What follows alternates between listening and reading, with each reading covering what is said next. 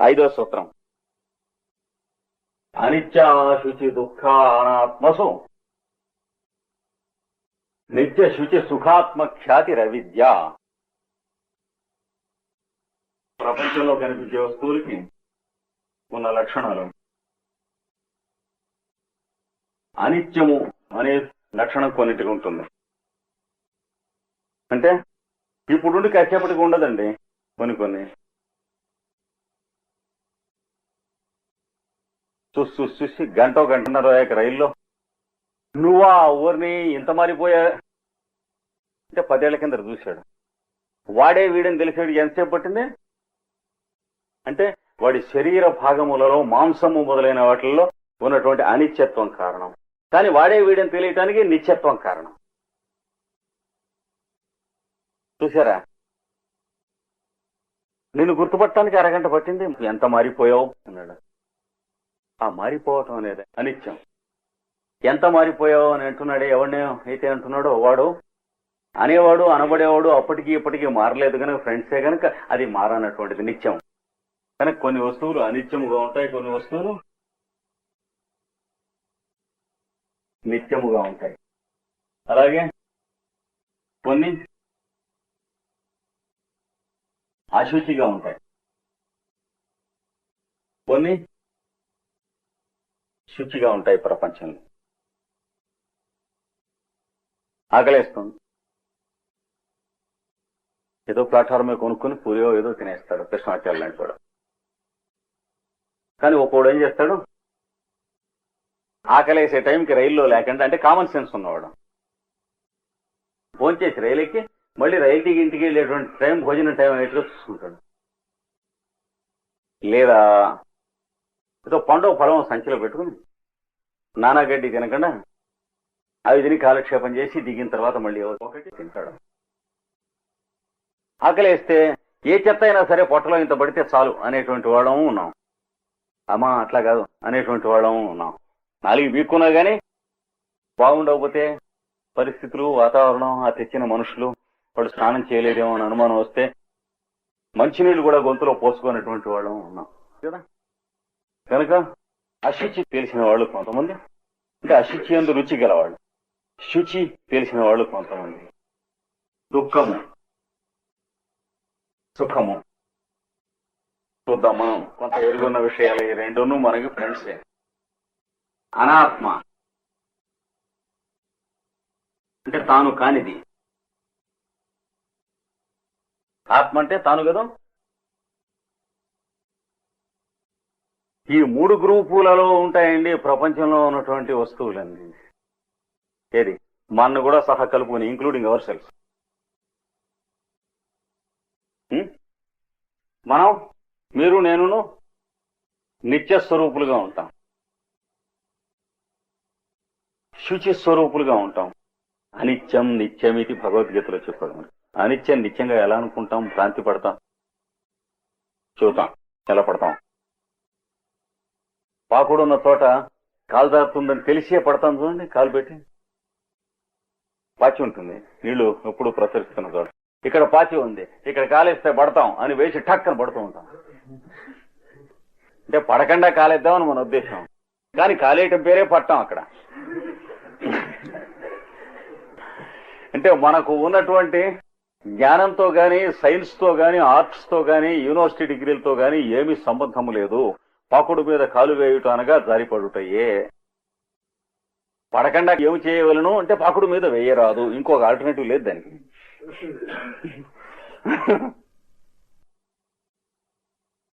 అయితే వేయటం వేయకపోవడం మన చేతిలో ఉందా అనే తచ్చు ప్రశ్న వేసే వాళ్ళకి సమాధానం ఏంటంటే, అలాంటప్పుడు ఠక్కని దెబ్బ తగిలినప్పుడు ఏడబోకం. ఎందుకంటే తగలటం తగలబోవటం మన చేతిలో ఉంది, అక్కడ కూడా చూస్తాం.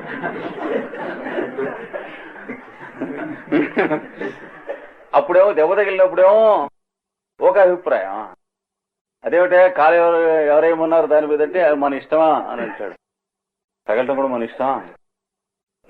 అందుకని అక్కడ హోలాగా ఇక్కడ హోలాగా ఆలోచించడం వల్ల ఏడుపు వస్తుంది. కనుక అనిత్యమైన వస్తువుని నిత్యముగా నమ్ముట, అశుచి అయిన వస్తువుని శుచిగా నమ్ముట, దుఃఖము కలిగించే వస్తువుని సుఖము కలిగించుదానినిగా నమ్ముట, అనాత్మ అయినటువంటి వస్తువుని ఆత్మగా నమ్ముట. ఈ లక్షణములు కలిగినటువంటి పుట్టుక చేతనే మనకున్నటువంటి సహజమైనటువంటి దుర్బుద్ధి పేరు అవిద్య. మరి చెబుతారండి, ఎవడండి అట్లా నమ్ముతాడు అనిపిస్తుంది. ముందు ఎవడన్నా నమ్ముతాడండి? చూద్దాం, ఎవడన్నా నమ్ముతాడు నమ్ముడా. ఇదేమిటండి? చొక్కా. చొక్కానా గుడ్డ? చొక్కా అనేది కుట్టించిన తర్వాత వచ్చినటువంటి పేరు కనుక అనిత్యం. కానీ మనం చొక్కానే నిత్యంగా చూస్తున్నాం. తొడుక్కుంటుంది, గుడ్డ తొడుక్కుంటున్నాం, చొక్కా తొడుక్కుంటున్నాం. అంటే అవిద్య ఉంటే చొక్కా తొడుక్కోగలమా? విద్య ఉంటే తొడుక్కోగలమా? చచ్చినట్టు అవిద్య ఉంటేనే చొక్కా దొరుక్కోగలం, లేకపోతే చొక్కా దొరుకుంటానికి మనకి అవకాశం లేదు. అవిద్య చెడ్డదని కాదు వాడి ఉద్దేశం, దాని లక్షణం చెబుతున్నాడు. మనం దాంట్లో ఖాళీకుండా ఉండాలి కాబట్టి అని అర్థం. కానీ ఇందులో ఏవి చెడ్డవి కావు, మన కోసం పుట్టినవే ఇవన్నీ. అవిద్య అంటే రాస్కేల్ నాన్ సెన్స్, అవతల వారి అవేం కావు, బట్ పేర్లు. అవిద్య అంటే వాడు ఏం పరీక్ష పేసలేదు అవిద్యగాడు, అట్లా ఉండదు, మనకంటే ఎక్కువ పేసాడు. అజ్ఞానం అనగా జ్ఞానం కన్నా చాలా నీచమైంది ఏమీ లేదు. అజ్ఞానం లేకపోతే జ్ఞానం రాదు ఎవరికి. అజ్ఞానేనావృతం జ్ఞానం తేన ముహ్యంతి జంతవః, భగవద్గీతలో చెప్పాడు. అజ్ఞానము చే చక్కగా ఆవరింపబడి ఉన్నది జ్ఞానము. లేకపోతే ఎలాగండి? ఏం చేయాలి? అజ్ఞానాన్ని తొలగించుకుని జ్ఞానాన్ని అనుభవించాలి. ఊకతోనూ పొట్టుతోనూ నిండి ఉన్నది ధాన్యము. ఏం చేయాలి? దంచి పొట్టును తొలగించుకొని చెరిగి విత్తనాలను వండుకొని తినాలి. అయితే ఊక ఎందుకండి సృష్టిలో? భగవంతుడు మూర్ఖుడా, సూటిగా బియ్యమే ఇయ్యరాదా? బియ్యం పడితే చెట్టుకి అంటే నీ దాకా రావు నాయన, నీకేం కొమ్ములు మొలిచినాయని. మధ్యన పురుగులు అవి ఇవన్నీ తినేస్తాయి, ఎలకలు, పందికొక్కులు, నీకంటే బలమైనటువంటివి, నీకంటే అవి సూటిగా తినటంలో ఎక్కువ పరీక్షలు వాటి యూనివర్సిటీలో పాస్ అయినవి జంతువులు కొన్ని ఉన్నాయి, అవి నీ దాకా రాదు. పురుగులు మొదలైనటువంటివన్నీ. అంచేత అవి తింటూ ఉన్నా కూడా నీ దాకా కొన్ని గింజలు వచ్చేందుకు గాను కరుణామయుడైనటువంటి భగవంతుడు ఏం చేశాడు? పైన విత్తనాలకి పొట్టు ఏర్పాటు చేశాడు.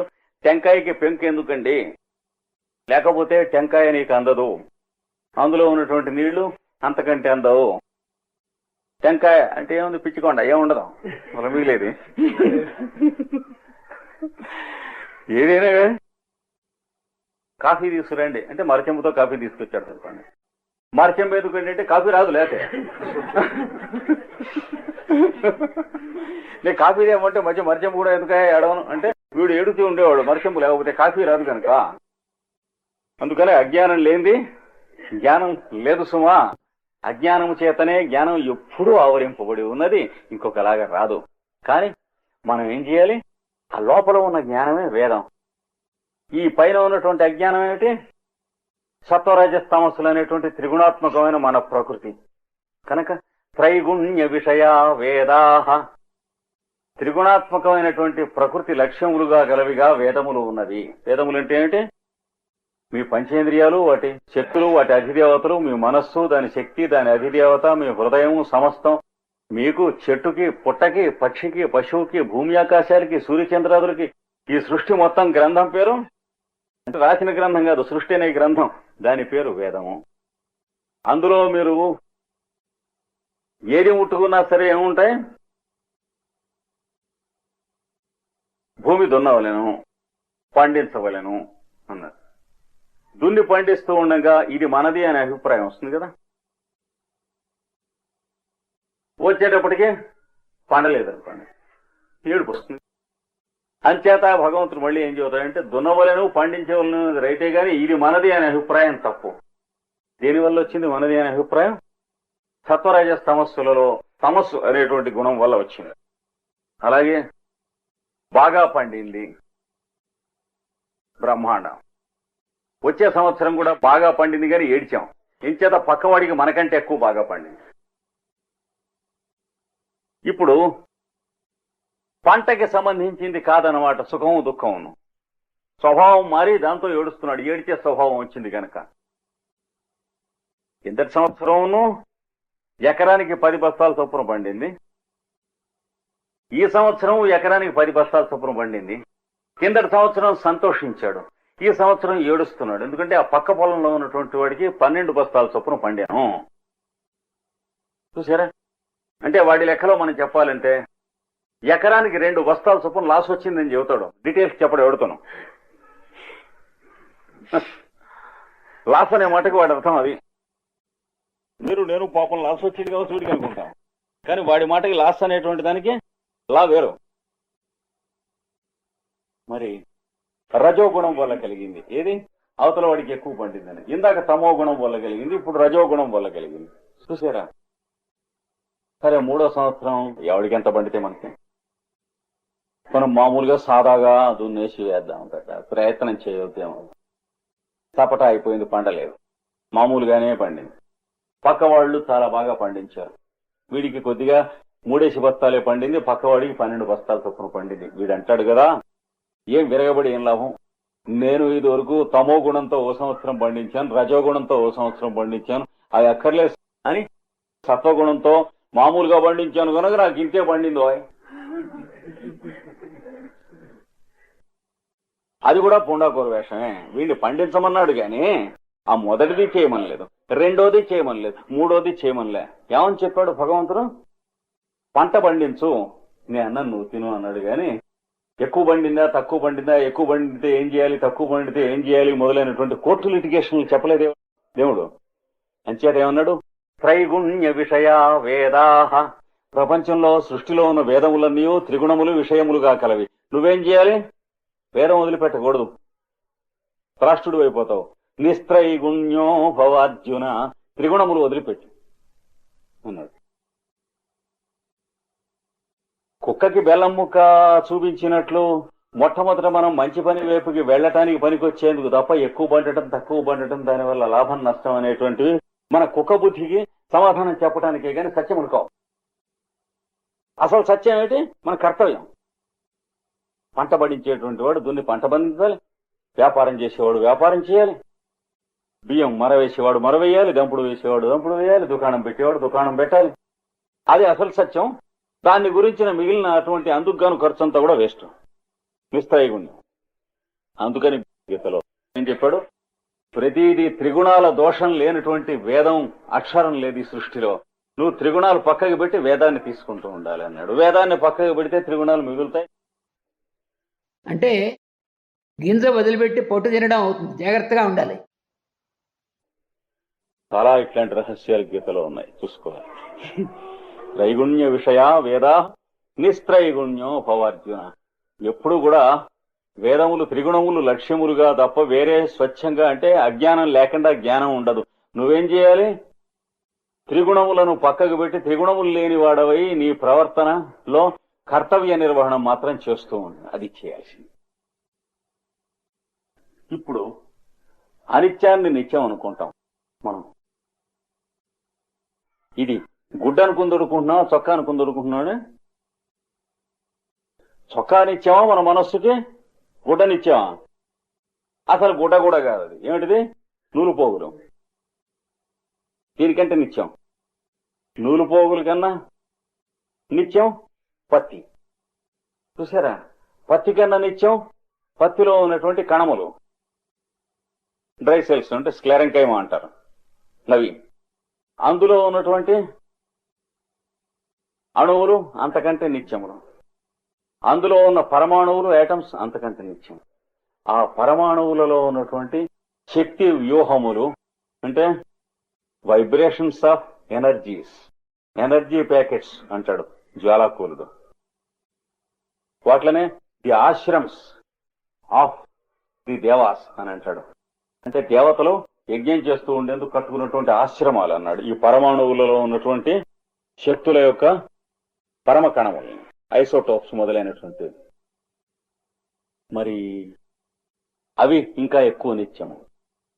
అందులో ఏమున్నది? తరంగితమైనటువంటి పృథివీ ఆపస్తేజో వాయురాకాశ తత్వములు, అది నిత్యం. అందులో ఏది నిత్యం? ఈ పరమాణువుల లోపల బయట కూడా ఉంటూ ఉన్నది చోటు లేక ఆకాశం. ఈ వస్తువులు పరమాణువుల దగ్గర నుంచి మనం ఎరుగున్న వస్తువుల దాకా మనుషుల దాకా వస్తున్నాం పోతున్నాం. మనం వస్తున్నప్పుడు చోటు యువతలకి రావటం లేదు, మనం పోతున్నప్పుడు చోటు అవతలకి పోవటం లేదు. చోటు నిత్యంగా ఉన్నది కనుక అన్నిట్లో నిత్యం ఏది? చోటు. చోటు నిత్యమైనప్పుడు మనం శక్తిని దాని పక్కనే ఉంది, పరమాణువులను వాటి పక్కనే ఉన్నాయి, అణువులను వాటి పక్కనే ఉన్నాయి, కణములను వాటి పక్కనే ఉన్నాయి. పత్తిని కొని పత్తి తొడుక్కుంటామండి అనొచ్చు కదా మనం. అసలు పత్తిని చూడటం లేదు మనం. షాపులో వాడు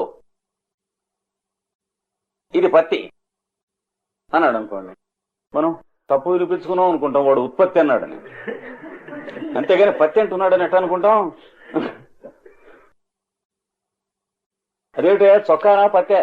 పత్తి ఏంటి నీ మొహం, మీరు ఏ జిల్లా అని అడుగుతాం. ఎందుకని? మనకు నిత్యం ఏంటి? చొక్కా అనే పేరు. కనుక మనం నమ్ముతున్నది చొక్కా అనే పేరే కదా. కొట్టుకెళ్ళి చొక్కా ఇమ్మంటే ఇస్తాడా రెడీమేడ్ షాపు లో? లేకపోతే కొంత ప్రతి అంటే ఇట పట్టుకొచ్చి ఇస్తాడా? తినని టైలర్ దగ్గరికి వెళ్ళి స్లాక్ కుట్టు అంటాం. అంటే గుడ్డ కుట్టాలా స్లాక్ కుట్టాలా? గుడ్డ కుడితే స్లాక్ అవుతుంది. వాడిని ఏం కుట్టమంటున్నాం? స్లాక్ కుట్టం. అన్ని దిక్కువలే మనం చెప్పేది, అన్ని స్లాకే మనం ఎరుగున్న విషయాలు. మా ఆవిడ అన్నం వండింది, తగలడుతుంది. అన్నం వండితే బియ్యం నీళ్లు వండితే అన్నం అయింది. అన్నం వండితే ఏమవుతుంది? పాడైపోతుంది, ఇది తింటాను పనికిరాదు. అలాగే కూర వండింది, కూర వండరు, ఏదో వండితే కూర అవుతుంది. కానీ మన దృష్టి ఎంతసేపు దేని మీద ఉంది? అనిత్యము నిత్యంగా అనుకుంటాం వల్లే ఉంది. లేకపోతే మనం అన్నం తినేవాళ్ళం కాదు, తినగలిగేవాళ్ళం కాదు, బట్ట కట్టగలిగేవాళ్ళం లేదు కాదు. మా ఇల్లు సార్, మా ఇల్లు పడు తలగొడతాడు ఇంచోడు విన్నట్టుగా, అద్దె ఇల్లు. కానీ ఏమంటాం? మా ఇల్లు ఫలానా చోట పాలబూత్ దగ్గర ఉంది. అసలు అన్న సెంటెన్సే బూతు, ఇల్లు మంది కాదు. వారెవరిదో ఇల్లు పట్టుకుని మా ఇల్లు అంటే ఆయన వెళ్ళలేదు కనుక సరిపోయింది. కానీ ఇంటివాడు లేకపోతే ఖాళీ చేయండి అని అడుగుతాడు. 20 ఏళ్ళు ఒక ఇంట్లో ఉన్నాం, విక్రాల అంతా చేయలేగారు. మా నాన్నగారు కేర్ ఆఫ్ కి ఆయనకి ఉత్తరం రాశారు, ఇల్లు గల ఆయన గుండె బేజారైపోయింది. వెంటనే ఖాళీ చేయించాడు, చూపించాడు ఉత్తరం తీసుకొచ్చి. ఇది మహారాష్ట్రకి దౌలూరు విశ్వనాథం గారికి, కేర్ ఆఫ్ విక్రాల అంతాచార్యులు గారు, ఆయుర్వేదం డాక్టర్ గారు, ఆయుర్వేద రసాయన కుటి, గవర్నర్ పేట. ఇంకేమి గుండె చెరువైపోయాయి. అలా ఉంటుంది. ఏది అనిత్యం ఏది నిత్యం అంటే ఇల్లు కలవాడేవాడు, అద్దెకున్నవాడేవాడు అంటే అద్దెకున్నవాడిని ఇల్లు గలవాడుగా భావించరు. ఫలానా వారింట్లో ఉంటున్నారు, ఇది మా ఇల్లు అంటే అంటే ఇది మా ఇల్లు అని అనుకోకపోతే బజారుకో లేకపోతే రథమథానికో పెడితే మళ్ళీ తిరిగి ఎక్కడికి వస్తామండి? ఇది మా ఇల్లు అనేటువంటి అవిద్య మనకు ఉండటం వల్లనే ఆ ఇంటికి వస్తున్నాం, లేకపోతే ఇంకో కొంపలో దూరొచ్చు తంతారు. అంటే a series of misconceptions are used by nature to keep us in proper order. ఇది మనకి నిజం జ్ఞానం వచ్చే వరకు మన సంగతి దానికి తెలుసు కనుక ప్రకృతికి మన క్యాలిబర్ ఎంతటిదో. అందుకని ఇటేస్తే మొట్టికాయ, అటేస్తే మోకాలు జారిపడటం, లేదా ఇటేస్తే కాలు జారటం, ఇటేస్తేనేమో బెనకటం, ఇవన్నీ పెట్టడం వల్ల మనం తిన్నగా నడుస్తున్నాం. కానీ లేకపోతే కాళ్ళు చేతులు ఎగరేసుకుంటున్నాడు, ఇట్లా ఈ కాలిటు ఆ కాలు తాడిస్తూ నడవండి. రిక్షాకో సైకిల్కో బండికో తగిలితే అక్కడికి వేళ్ళు విరిగిపోతాయి కాబట్టి జాగ్రత్తగా నడుస్తున్నాం. అక్కడికి కూడా ఎడం పక్కనే వెళ్ళండి ట్రాఫిక్ అంటే ఎడి సైడ్ అని అంటాం మనం. ఇండియన్కి ఎవరికైనా ట్రాఫిక్ ఎడం పక్క వెళ్ళంటే వీడు పిచ్చిముడా కొడుకుంటాడు, రూల్స్ తోటాడు బుద్ధి లేకుండా. కనుక అనిత్యం నిత్యం అంటే మాట అర్థం అది. ఎప్పుడు కూడా ignorance is maintaining us to live ఎంతవరకు? Until we are really enlightened. మనకు నిజమైనటువంటి కనువిప్పు కలుగు వరకు అజ్ఞానమే మనను తల్లిగా పోషించి రక్షిస్తున్నది. కనుక అజ్ఞానాన్ని తిట్టినటువంటి వాడికి పుట్టగతలు ఉండవు. మాయా, మిథ్య మొదలైనటువంటి వాటిని తిట్టరాదు. అది తిట్టే వస్తువు కనుకైతే భగవంతుడు ఏర్పాటు చేసి ఉండేవాడు కదా, వాడినే తిట్టచ్చు. వాడి ఇష్టం లేనిది ఉండవు కదా. లేదా వాడి ఇష్టం లేకపోతే ఉన్నాడంటే వాడు దేవుడు ఏమిటి మరి? వాడి మాట వినలేదనమాట. అయితే వీడినే ఆరాధించచ్చు. కాబట్టి ఈ మొత్తం వర్క్షాప్ లో, సృష్టి అనబడేటువంటి కార్ఖానాలో ఏ నట్లు బోల్ట్లు దేని ప్రయోజనమేదో మనకు కొంతవరకు దీని వర్క్షాప్ లో ట్రైనింగ్ అయితే గానీ తెలియదు గనక ఇది అక్కర్లేదు, అది పనికిరాదు, ఇది అనవసరంగా పెట్టారని అవతల బారేయకండి. కావాల్సిన రోజున పేచి వస్తుంది. జాగ్రత్త. వర్క్షాప్ లో ఉన్నటువంటి నట్లు బోల్టులు రెంచులు చిన్న రేకు మేకు అన్ని కూడా కావలసినవే అక్కడ పెట్టారు. ఏదో ఒక పూట కావాలి. నీ అజ్ఞానం ఎంత ఎక్కువగా ఉంటే అన్ని అనవసరం అని అనిపిస్తుంది. క్రమంగా నీ జ్ఞానం పెరుగుతున్న కొద్దీ అందులో దేని అవసరం ఎక్కడో నీకు తెలిసి వస్తుంది. ఇది పరమ సత్యం. అలాగే మనుషుల గురించి కూడా ఏమిటో ఈ వరల్డ్ లో యూస్లెస్ ఫెలోస్ ఎక్కువ అండి. ఎక్కడో చాలా రేర్ గా కనిపిస్తారు నా వంటి వారు.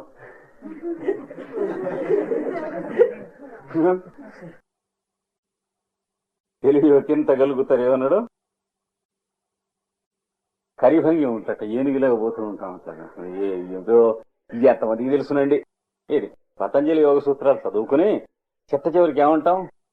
ఇంత శాస్త్రం చెప్పాడు, అసలు దీని అర్థం తెలిసిన వాడేవాడు అంటే మనం తప్పని విత్ ఇన్ బ్రాకెట్. మరి దాంట్లో పడిపోతున్నావా లేదా? ఒక్కొక్కటి తెలియక, ఒక్కొక్కటి అంటే చాలా అప్పుడు పడిపోతున్నాం. పడకుండా ఉంటాం అంటే పండగ రోజు.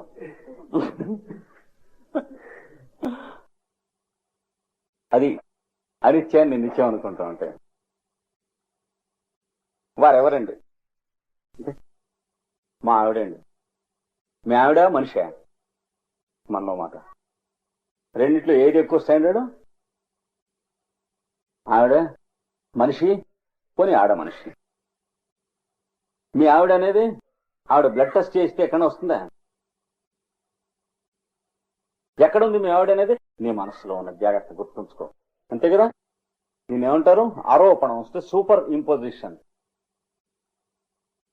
మనస్సులో చేసుకున్న ఆరోపణలో ఈమె భార్య, ఇతడు భర్త, ఇతడు సుతుడు, ఇతడు అన్న, ఇతడు తమ్ముడు, ఇతడు తండ్రి, ఈమె తల్లి, వీడు తాత, వీడు ముత్తాత, వీడు స్నేహితుడు, వీడు మేనమామ. వీళ్ళందరూ కూడా ఎక్కడ ఉన్నారు? మైండ్ లో ఉన్నారు. కానీ చుట్టుపక్కల ఉన్న వాళ్ళంతా కూడా పాపం మనుషులు. కానీ మనం వాళ్ళని మనుషులుగా నమ్ముతున్నావా, బంధువులుగా నమ్ముతున్నావా? కనుక బంధువులుగా ఉన్న అభిప్రాయమేమో అనిత్యం, మనుషులుగా ఉన్నది దానికంటే ఒక్క పిసర్ నిత్యం, అసలు నిత్యం కాదు. పోనీ మనిషి అయింది కూడా ఎంతవరకు నిత్యం? వాడు మనిషా, ప్రాణము దేహము మనస్సు యొక్క లీల. ఎనాటమీలో మనిషి అని ఎక్కడ ఉంటాడండి? ఎముకలు ఉంటాయి, చర్మం ఉంటుంది, వెంట్రుకలు ఉంటాయి, ఊపిరితిత్తులు ఉంటుంది, గుండెకాయ ఉంటుంది. కానీ మనిషి అని ఎక్కడ ఉంది చెప్పండి? పని మీరు ఎక్స్రే తీస్తే వస్తాడా అక్కడ లోపల మనిషి? కనుక ఇంకా కాస్త మనం మనిషిని చూస్తున్నామే. దానికంటే నిత్యమైనటువంటి వస్తువు చూడాలంటే శరీరంలోనూ మనస్సులోనూ ఇంద్రియాల్లోనూ బుద్ధిలోనూ ఉన్నటువంటి వాళ్ళని, దేవతల్ని చూడవలసి ఉంటుంది. అది చూడగలిగినప్పుడు ఇంకా కొంచెం నిత్యత్వంలోకి వెళ్ళాం. అది చూడటం మొదలెడితే ఇంకా భార్య లేదు, భర్త లేదు, సంసారం లేదు, ఏమీ లేదు. వాడికి పెళ్ళైనటువంటి ఒక ఏడాది లోపలనే ఈ జ్ఞానం పూర్తిగా వచ్చేసి భార్య భర్త అనేటువంటి విచక్షణ నశించింది అనుకోండి. అలాంటప్పుడు ఇంక సంసారం ఏమిటి? మట్టి అయిపోయా మొత్తం అంతా. అందుకని ప్రకృతి ఏం చేస్తుందంటే, వీడికి బ్రహ్మజ్ఞానం ఉన్నా సరే, అంతకంటే మొనగాడైనా గ్రాండ్ ఫాదర్ అయినా సరే, వాడు గాడ్ ఫాదరు అయినా ఎవడైనా సరే వాడు, లేదా మెడికల్ కాలేజీ స్టూడెంట్ అయినా సరే, అంటే ఎనాటమీ ఆఫ్టర్ ఆల్ ఇది ఆడదేమిటండి? శరీరం, ఇందులో రక్తము మాంసం ఏమీ లేదు. శుభ్రంగా వాడు మోహము పొందుతున్నాడు, కామము పొందుతున్నాడు, మరి మిగతా వాళ్ళందరూ పొందుతున్నట్లుగా వ్యభిచారాది దోషములు పొందుతున్నాడు. లేదా మంచివాడు కనుక అయినట్లయితే భార్యాభర్తలు డాక్టర్లు అయ్యి వాళ్ళిద్దరూ కూడా కామం అనుభవిస్తున్నారా లేదా? ఎనాటమీ చదువుకున్నవాడు కామం ఎట్లా? ఎందుకంటే మరి నిజంగా ప్రకృతి కనుక ఆ జాగ్రత్త పడకపోతే భార్య వంక చూసి ఇది చర్మము మాంసము ఎముకలు అనాలి కదా. అది నిత్యత్వం. నిత్యత్వం సంసారం ఎందుకు తన్నేవాళ్ళాక? కనుక ప్రకృతి ఏం చేస్తుందంటే, ఒరే గడ్డి కొడక, ఇది నీ భార్య, ఇలా పడుండి అంటుంది. వీడికి ఎనాటమీ వచ్చినా అంతే, ఫిజియాలజీ వచ్చినా అంతే, సైకాలజీ వచ్చినా అంతే, వాడు వేదాంతం వచ్చినా అంతే, వాడు బ్రహ్మసూత్రాలకు వచ్చినా ఏది వచ్చినా సరే అన్నిటికీ అన్ని ఒకటి మొత్తం అంతా కూడా ఇన్ఫర్మేషనే కదా. ఏది ఈ పుస్తకాలన్నీ కూడా అంచేత మాకు తెలుసులేవో, మేము కన్ఫర్మేషన్ చేసే వరకు నీకు ఈ ఇన్ఫర్మేషన్ దమ్మిడికి పనికిరాదు. కనుక మనకి ఏం తెలుసును ఎంత వచ్చును అనేటువంటిది దమ్మిడికి పనికొచ్చేది కాదు. ప్రకృతి ఏనాడు మనను ఇంకొంచెం తెలియటానికి అంగీకరిస్తుందో ఆనాడు మనకి తెలియవలసినదే గాని, లేకపోతే ఈ అనిత్య వస్తువు నిత్య వస్తువుగా నమ్మవలసినదే. నమ్మియే జీవించుతున్నాము, నమ్మకపోతే జీవించాం, గుండె చెదిరి చచ్చిపోతాం. 10 రూపాయలు వచ్చినాయి ఈవేళ వ్యాపారంలో, జేబులో పెట్టేసుకున్నాను. రేపు 15 రూపాయలు వచ్చినాయి, జేబులో పెట్టేసుకున్నాను. నెల అయ్యేటప్పుడు మళ్ళీ ఇంకా బిజినెస్ నడవటానికి ఏం లేవు. అప్పుడు వాడు ఎవడు చెప్పాడు, 10 రూపాయలు వస్తే జేబులో పెట్టుకోకూడదు, రేపు గడిది కొడుక నువ్వు ఎంత పెట్టావు అంటే మొత్తం 10,000 పెట్టాను బిజినెస్. పెడితే వీడికి ఎంత వస్తే అంత జేబులో వేసుకుంటూ ఉంటే 10,000 అయిపోతాయిగా. అలా కాదు, నువ్వు అమ్మినటువంటి దాని ఖరీదు ఎంత, దాంట్లో వచ్చిన లాభం ఎంత, అది నీది. అంటే ఇంతైతే 1 రూపాయి వస్తుందిగా, 10 రూపాయలకి నాకు ఎందుకు పనికి వస్తుంది అంటాడు. అజ్ఞానం. కొత్తగా బిజినెస్ పెట్టిన వాడికి 10 రూపాయలు వస్తువు అమ్మితే 1 రూపాయి కదా, 1 రూపాయితో పెళ్ళానికి బియ్యం వస్తాయా, చీర వస్తుందా, పిల్లలకి ఏం వస్తాయి అంచేత ఎట్లాగండి ఇందుకు వ్యాపారం. అట్లా కాదు, తొందరపడుతున్నాయన అన్ని వచ్చే పద్ధతి ఉంది అని వాడు పథకం చూపిస్తే నచ్చదు వీడికి. పైగా 10 రూపాయలకి 1 రూపాయి మిగిలితే అప్పుని కొన్నాళ్ళు అయిన తర్వాత, ఏడాది అయిన తర్వాత అయితే ఈ రూపాయి ఖరీదు చేసుకోవచ్చు కదా, అక్కడే పిచ్చి వేషం ఉంది. 1/2 రూపాయి ఖరీదు చేసుకో, 1/2 రూపాయి బిజినెస్ కి అవసరానికి కట్టేపెట్టు. మళ్ళీ ఇందులో సంవత్సరంలో గొడిపరాచిగా ఉన్నట్టు 1/2 రూపాయి ఇంకేం మిగులుతుందన్నాడు. కానీ ఒక 5-6 ఏళ్ళు కింద మీద పడి అప్పులాల బాధలు పడలేక తిరుపతి వెళ్ళొచ్చి, షిరిడి వెళ్ళొచ్చి, ఇవన్నీ నానా కింద మీద అయిన తర్వాత అప్పుడు అర్థమవుతుంది వాడు చెప్పింది అనమాట. 10 రూపాయలకి రూపాయి లాభం వస్తే 1/2 రూపాయి తాను ఇంట్లో సంసారానికి వాడుకుని మిగతా 1/2 రూపాయి బిజినెస్ కి కాపుదల కట్టే పెట్టుకోవాలన్నమాట చాలా సత్యము. ఈ లోపల వీడిని రక్షించాలి కదా. అప్పులాడు తంతారేమో, ఇంటివాడు అదే ఓకపోతే బయటికి తన్ని తగిలేస్తాడేమో. ఈ లోపల వీడిని రక్షించాలంటే ఇవన్నీ పెడితే కదా. అంచేత వాడు ఇలా చేయటం న్యాయం అని నమ్మకపోయినా అలాగే చేసి తీరాలి. అది నెల అయిన తర్వాత వాడికి అద్దె ఇవ్వద్దండి, అంచేత ఆ రూపాయి తినకుండా ఉంటే మంచిదని వాడు చేస్తూ ఉంటాడు. కొత్తగా ఉద్యోగంలో చేరాడు అనుకోండి, వాడు ఇంకా పెళ్లి కాలేదు, పెద్ద డిగ్రీ తెచ్చుకున్నాడు, ఉద్యోగం వచ్చింది వాడికి. 3,000 రూపాయలతో ప్రారంభం చేశారు ఉద్యోగం. కట్స్ అన్ని పోను 2,000 రూపాయలకి పైన వస్తుంది. ఏం చేయాలి? 2,000 రూపాయలు. వాళ్ళ నాన్న ఏమన్నాడు, నాకేం ఒక్కర్లేదురా, నువ్వు జాగ్రత్తగా సద్వినియోగం చేసుకో అన్నాడు. 2,000 రూపాయలు. 2,000 రూపాయలతో రూమ్ అద్దెకి తీసుకుందామని పెడితే 100 రూపాయలు అన్నారు. ఇంకొంచెం మంచి రూమ్ చూస్తే 200 రూపాయలు అన్నారు. నెలకి హోటల్ టికెట్లంతా ఇవన్నీ లెక్కిస్తే 1,000 రూపాయల్లో సరిపోయినాయి. మిగతా 1,000 రూపాయలు ఏం చేయను? అంచేత ఎక్కువ అద్దె ఉన్నటువంటి ఇల్లు తీసుకొని ఎక్కువ ఖరీదైనటువంటి హోటల్ వెతికి ఉన్న వాటిల్లో ఇట్లా నానా తంటాలు పడేటప్పటికి 1,800 బడ్జెట్కి తీర్చుకున్నాడు. ఒకడే కదా, ఇంకా 200కి వాడికి ఆన్సర్ దొరకలేదు. అంచేత ఆ 200 అయిపోయే వరకు ఎడాపెడా సినిమాలు పెడుతున్నాడు.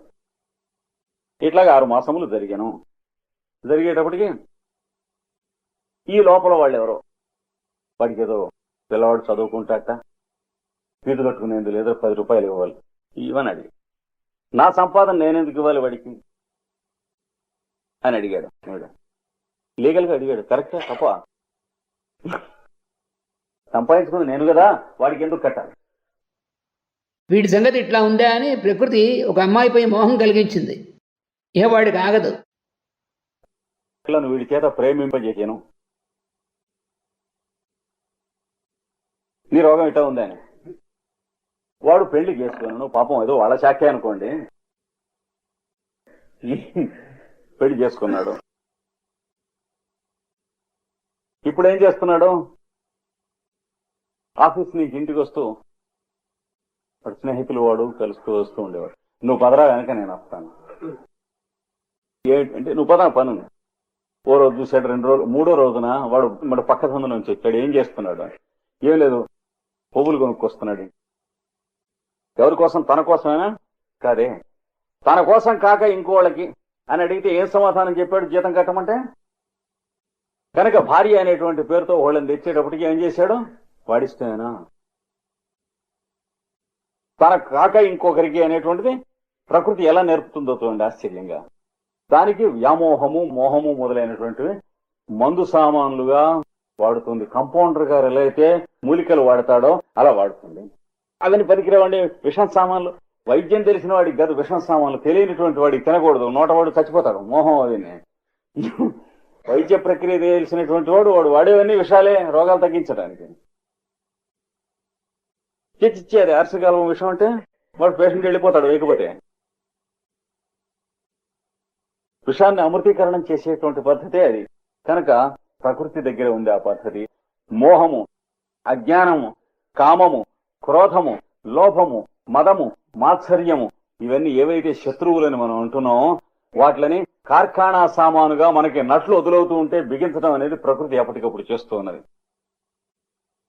అందుకనే అవన్నీ లోపల ఉన్నటువంటి శక్తి స్వరూపిణి అయినటువంటి ఆవిడికి ఆయుధాలు అన్నారు. లేకపోతే దిక్కుమాలిన ఆయుధాలు అరిషడ్ వర్గాలు ఎందుకు పెట్టుకుంటుంది అమ్మవారు? ఇంకా అంతకన్నా మంచి ఆయుధాలు దొరక్కన బజార్లో. ఆవిడ విశాఖపట్నం బజార్లో ఏం దొరకపోవటానికి.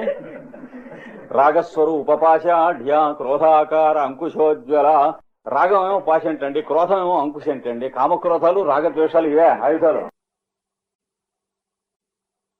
అంటే అవి నీకు డేంజరస్ గాని ఆవిడికి డేంజరస్ కాదు. అవి పెట్టి నేను మొట్టుతూ ఉండటం కోసం ఆవిడ ఏర్పాటు చేసుకుంది. శుభ్రమైనటువంటి ఆ విష్ణు చక్రం, త్రిశూలం ఇట్లాంటివి ఉన్నావు కదంటే రాగానికి ద్వేషం ఎందుకండి ఆవిడికి ఆయుధాలుంటే? లేకపోతే నువ్వు వింటావా? మన దగ్గరే ఉన్నాయో అవే ఆవిడ ఆయుధాలుగా పట్టుకుంది నడుపుతూ ఉన్నది.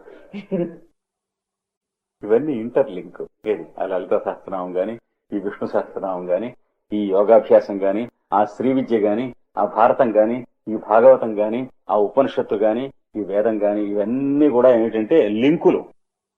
వెనకటి రోజుల్లో మండువా ఇళ్ళు వరాసన కట్టుకుంటూ వెళ్ళేవాడు. ఈ ఇంటి ఇంటో అన్నదమ్ములు వాళ్ళంతా కూడా. దేనికైతే ఇండిపెండెంట్ హౌస్లో ఏముంటుంది, మొత్తం అంతా కలిసి ఒక 2 మైళ్ళు ఉంటుంది. అలాంటి ఈ విద్యలన్నీ ఒకదాంట్లో తెలియనటువంటి వాడికి ఏదో ఒక చోట ఇరుక్కున్నట్టు కనిపిస్తూ ఉంటుంది. ఆ విద్య ఒక్కటిని స్థానకే సరదీసి గురువు దగ్గర విశ్వవిద్యాలయంలోనో అది అయిపోయిన తర్వాత పిహెచ్డీ పుస్తకం బలాంత అంటూ స్పెషలిస్ట్ అంటూ ఉంటాడు. అంటే ఈ గది నుంచి మిగతా గదుల్లోకి ఎక్కడికి వెళ్లాలో ఇంకా అసలు వాడికి హౌస్ టోపోగ్రఫీ తెలియలేదు. అంటే ఈ విద్య పనికిరాదు, మిగిలిన పనికిరాదు, సమన్వయం రావు. కానీ అన్ని విద్యలకి సమన్వయం ఒకటే. ఇప్పుడు అనిత్యము నిత్యముగా నమ్ముట అనేటువంటి వాడు మా బావమరిదండి, ఎక్స్రే తీయించండి ఎక్కడ ఉంటుంది ఆ బావమరిది వాళ్ళు. బావమరిది ఏంటండి, బలా నాయన కొడుకు కదండి. అవునండి, మరి ఎట్లా అంటారు? బావమరిదేనండి. బలానాయన కొడుకు అని గుర్తుంచుకుంటాడా బావమరిదిని? ఎవడన్నా తన బావమరిదినే గుర్తుంచుకుంటాడు. కనుక ఏది ఎక్కువ సత్యమో దానికన్నా ఏది తక్కువ సత్యమో అదే గుర్తుంచుకుంటాం. ఏది అనిత్యమో దాన్నే నిత్యంగా గుర్తుంచుకుంటూ ఉన్నాం. పాలు, చక్కెర, కాఫీ పౌడర్ ఈ 3 కలిపిందని కాఫీ అంటున్నాం. కొత్త వస్తువు అదేమిటండి? ఆ 3 కలయికే కొత్తదే, కానీ కొత్తదిగా మనం చూస్తున్నాం.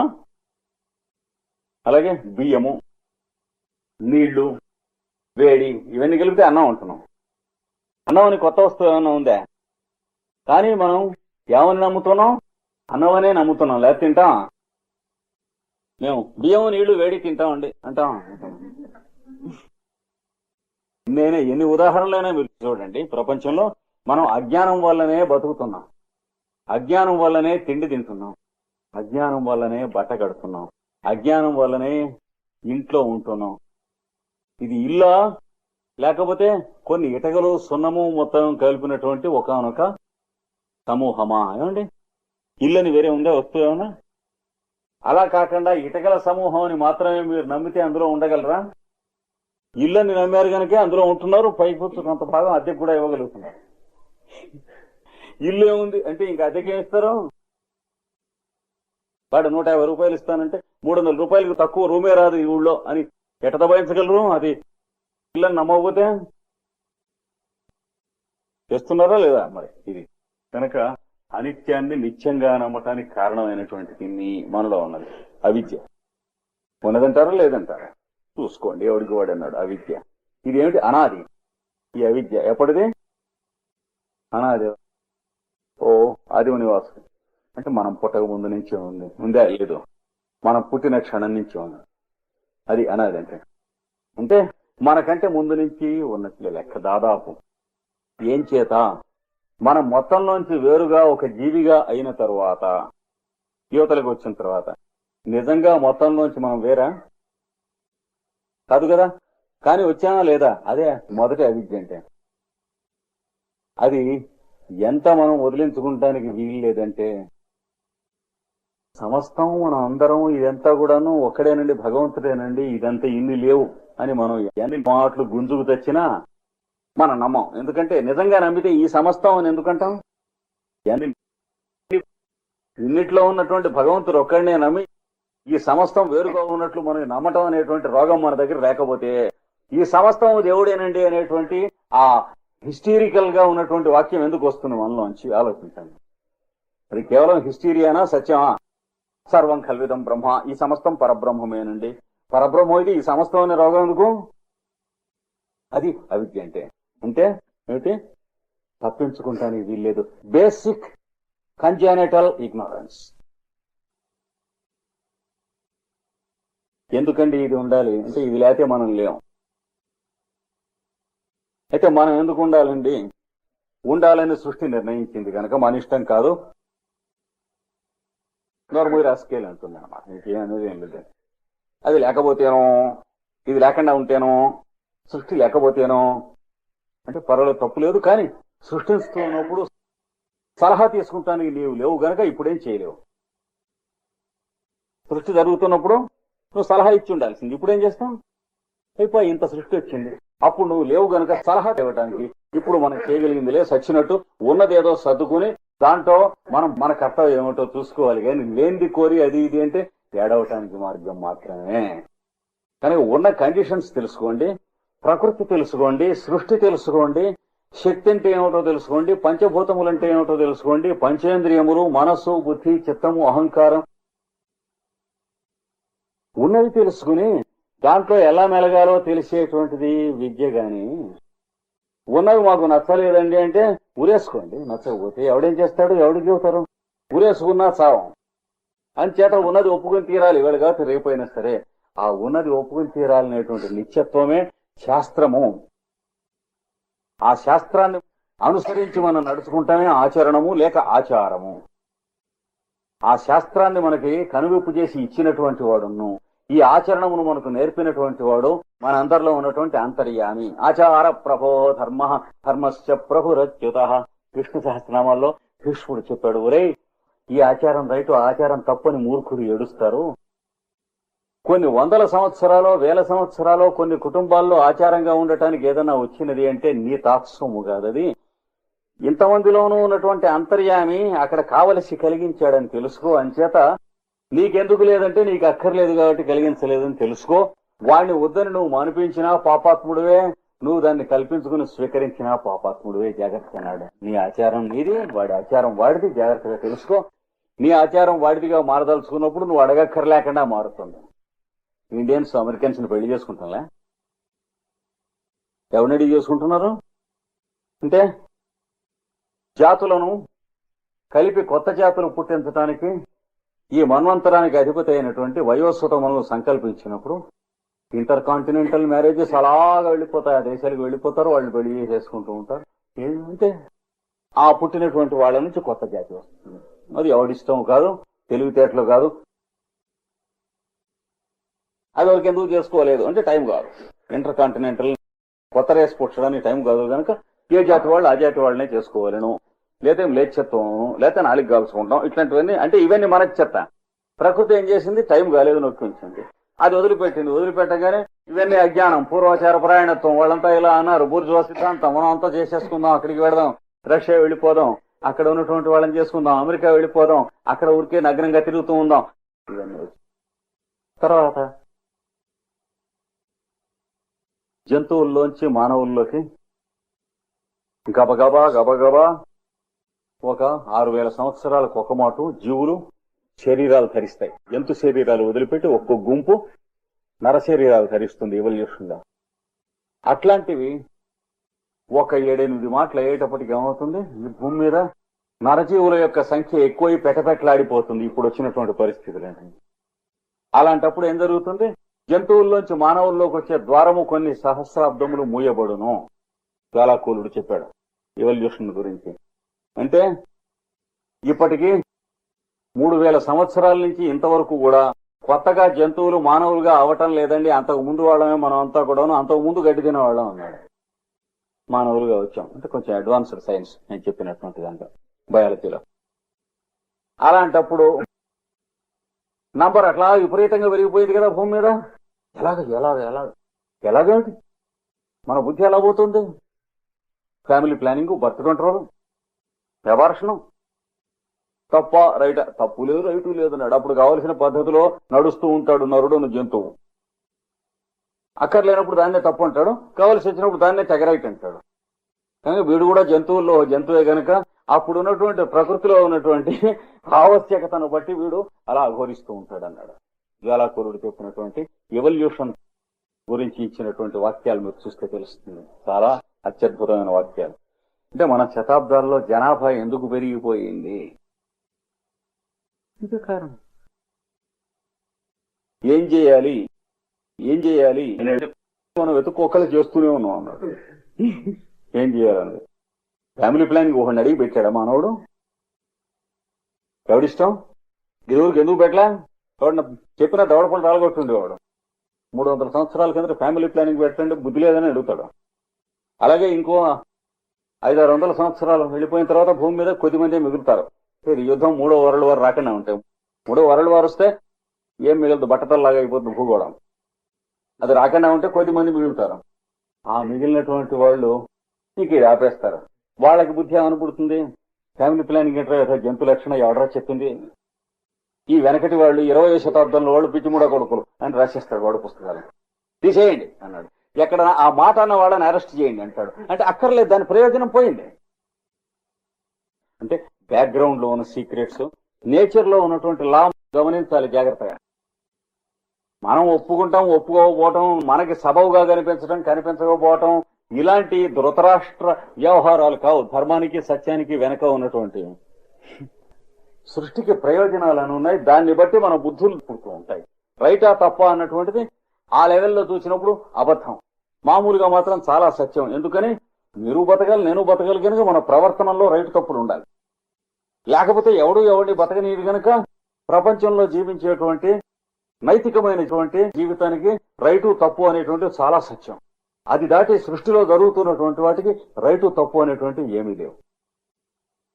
అక్కడ దాకా మనం వెళ్ళాలంటే దీంట్లో మన్ని కట్టేసి ఉంచితే మెల్లిగా పెడతామా? ఏది అనిత్యమైనటువంటి దాన్ని నిత్యం అని అనుకుంటూ ఉంటాంలో, లేకపోతే ఎలా పెడతాం? తెంచుకుని వెళ్ళిపోదామని చూస్తాం.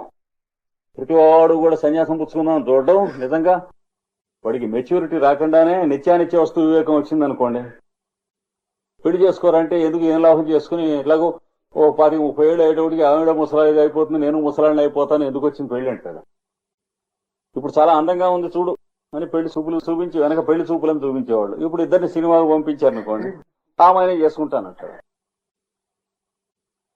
ఎవడన్నా చెప్పినా కూడా ఏమిరా ఒక 30 ఏళ్ళు అయిన తర్వాత ఆ మొహం అలాగే ఉంటుందనుకున్నావా, అంత బాగాను ఆడిది. నీ మొహం కూడా ఇట్లా ఉంటుందనుకున్నావా, రాచిపల్లి తయారవుతుంది, పళ్ళు వీళ్ళు ఊడిపో అని చెప్పినా నోరుమోయ్ అంటాడు అని ఆవిడనే వివాహం చేసుకుంటాడు. తర్వాత ఆ వయస్సు వచ్చిన తర్వాత మెల్లిమెల్లిగా వాడికి రావాల్సినటువంటి ఆ జన్మకి ఎంత రావాలో అంతే వైరాగ్యం కొద్దిగా బియ్యం బెడ్డలో కలిసినట్టుగా వస్తుంది.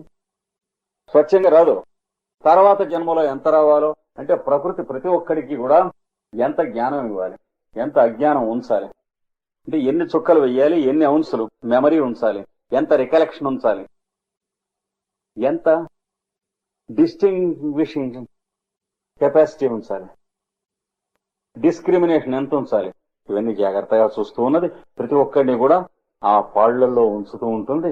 దానికి కావాల్సింది అనిత్యం నిత్యం అని నమ్మటం. అనిత్యం నిత్యం అని నమ్ముతారు. భగవద్గీతలో కూడా అదే చెప్పాడు. అంటే తామసం ఉదాహృతం, తమో గుణం అయినటువంటి బుద్ధి. అలాగే అశుచి అయినటువంటిది శుచి నమ్మటం. సాంప్రదాయ సిద్ధమైన కుటుంబంలో పుట్టిన వాళ్ళు కాక మిగిలినటువంటి వాళ్ళు కొత్తగా పెళ్ళి కాపురం పెట్టారనుకోండి, వాళ్ళకి శుచి అశుచి తేడా తెలియదు. ఎందుకంటే కామాంధులుగా ఉంటారు. కుటుంబంలో వాళ్ళని పెంచడానికే తల్లిదండ్రులు వీళ్ళలాగే వీళ్ళకంటే గాడిదలు. భర్తతో ఒక పక్క సంసారం చేసి ఇటు పిల్లవాడిని పాలిస్తుంది. ఆ పిల్లవాడు రోగం వచ్చి వాడు అన్హైజీనిక్ గా ఇలా ఎండిపోతాడు. తర్వాత ఎప్పుడో ఎరుగున్న వాళ్ళు ఎవరన్నా ఉంటే అమ్మా స్నానం చేయాలి అని చెబితే అని అవుతున్నాడు గుర్రంలే. తర్వాత వెళ్ళిగా అర్థం అవుతుంది. ఇలాంటివే కదా మనకి. అంటే మనకి తెలిసినవన్నీ ఇందులో తెలియనివే ఎక్కువ కదా వీటిలలో. అశుచిని శుచిగా నమ్ముట. మరి ఒక దేశం పాశ్చాత్య దేశానికి వెళ్ళొచ్చు. మమ్మల్ని చిన్నప్పటి నుంచి ఎరుగున్నవాడే ఒక కుర్రాడు. అప్పుడు కుర్రాడు మాదట, చిన్నప్పుడు చదువుకున్నాడు. అక్కడ ఉన్నటువంటి ఒక ఆమెను వివాహం చేసుకుని ఇక్కడికి తీసుకొచ్చాడు. వచ్చిన తర్వాత ఇల్లు ఎప్పుడు కూడా తలుపు వేసి ఉండేది. వాడు ఆఫీస్కి వెళ్ళినా వేసి ఉండేది, వచ్చినా వేసి ఉండేది. ఇంటికి ఎవరు సామాన్యంగా రావటానికి వీల్లేదు, పలికేవాళ్ళు కాదు. ఎవరన్నా పలికినా ఇలాగ ఇద్దరు సంచులు లాంటి చెరుపటి గౌన్ దొడుక్కుని కనిపించేవాళ్ళు. ఏం చేసేవాడు, ఇద్దరు కూడా ఇంట్లో నగ్నంగానే ఉంటూ ఉండేవాడు. ఆఫీస్కి వెళ్ళేటప్పుడు తప్ప. ఏమిటి అంటే నా ఇష్టం అన్నది. కానీ ఇంట్లో కుటుంబంలో శుచీనాం శ్రీమతాం గేహే యోగభ్రష్టో అభిజాయతే. పూర్వజన్మలో యోగాభ్యాసం చేసి మధ్యలో దెబ్బతిన్నటువంటి వాడు పుట్టిన కుటుంబాలు కొన్ని ఉంటాయి, శుచి అయినటువంటి ఇళ్ళు.